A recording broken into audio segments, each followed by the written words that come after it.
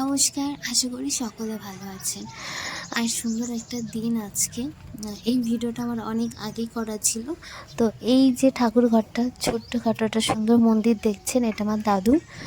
তার মা-বাবাকেই পুজো করেন। এটা সমাধি দেওয়া আছে।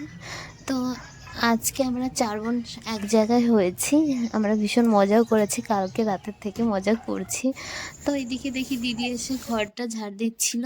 আর আমরা সবাই যার যার কাজ ছেড়ে এই যে ফ্রেশ হয়ে গেছি আর কি। তো এবার চলুন যাই একটু বাইরের দিকে, যেহেতু শীতের সকাল আর বাইরে থাকতে বেশ ভালো লাগে রোদের মধ্যে। তো এই শাপলাটা চর্দিদার আর কি এনেছিল, তাই একটু দেখছিলাম। তারপর চলে আসলাম আমরা মাঠে। আর দেখুন কি দারুণ লাগছে চারপাশটা। তো ওই দূরে দেখুন গরু চড়ছে, আর চারপাশে শুধু সবুজ আর সবুজে ভর্তি। আর রোদের মধ্যে না মাঠে যেতে বেশ ভালো লাগে, রোদ পোহাতে খুব ভালো লাগে। তো চলুন এবার সামনের দিকে একটু যাওয়া যাক। আর সেই যে মোটর ঘর, এখানে কিন্তু আমরা ছোটোবেলায় ভীষণ স্নান করেছি। আর এই যে আমি আর দিদি একটু হাঁটছিলাম, শিশির ভেজা ছিল হালকা হালকা, রোদ যদিও উঠে গেছে। তো আমরা একটু ভেতরের দিকে আসলাম। এই যে কত সুন্দর না চারপাশটা, প্রকৃতির মাঝে যেন হারিয়ে যাচ্ছি, মুগ্ধ হয়ে যাচ্ছি। দারুণ ছিল সেই দিনটা। আর আমাদের কাটানো প্রতিটা মুহূর্তই খুবই সুন্দর ছিল। তো যাই হোক, এইদিকে দেখুন আমরা চলে আসলাম রজনীগন্ধার খেতে।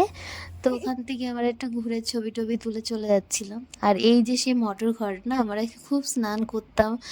সারাদিন আমরা এখানেই দাদু বাড়িতে আসলে এখানেই সময় কাটাতাম।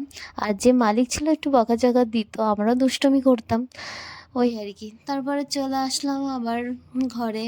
একদিকে বোনদের চা করা হয়ে গেছে, এই যে সবাই একসঙ্গে বসে এখন চা খাবো। তারপরে দাদু আসলো, কথা হচ্ছিল আমাদের। সত্যি দিনগুলো ভীষণ ভীষণ আনন্দে কেটেছিল, খুব মজা করে।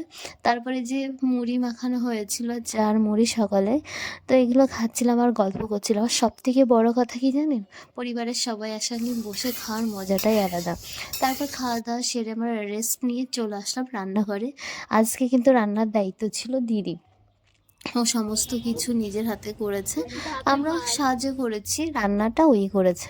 তো এদিকে ভাতের মার গেলে নিচ্ছিলাম, আর এইদিকে ভাত আর ডাল মাছের মাথা দিয়ে হয়ে গেছে। আজকে মেনু ছিল কিন্তু ভাত, মাছের মাথা দিয়ে মুগের ডাল আর মাংস, ব্যাস সেটাই। তো এদিকে দিদির মাংস কষানো হয়ে গেছে, এবার আমাদের টেস্ট করার জন্য দিয়েছে। তো কালারটা যেমন এসেছে, খেতেও কিন্তু দারুণ হয়েছিল প্রতিটা রান্নায়। তো আমরা সবাই মিলে বসে খাওয়া দাওয়া করলাম। তারপরে এই যে এখন দিদি খেয়ে দিয়ে বেরিয়ে যাবে, তো আমরা সবাই একসঙ্গে বসে খাওয়া দাওয়া করছি। ভিডিওটা আমি এখানেই শেষ করছি। দুগ্গা দুগ্গা।